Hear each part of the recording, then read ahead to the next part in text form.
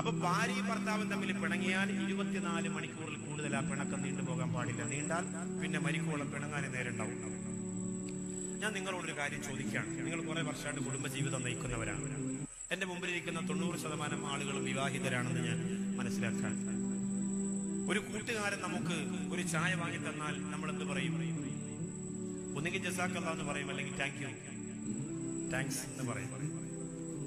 ഒരു സുഹൃത്ത്, ഒരു ഉസ്താദ്, ഒരു സഹപാഠി, ഒരു സഹായി, ഒരു അയൽവാസി ഒക്കെ ചെയ്ത് നമ്മൾ പറയും. ഇതുവരെ ഭാര്യയോട് നമ്മൾ താങ്ക് യു എന്ന് പറഞ്ഞിട്ടുണ്ടോ?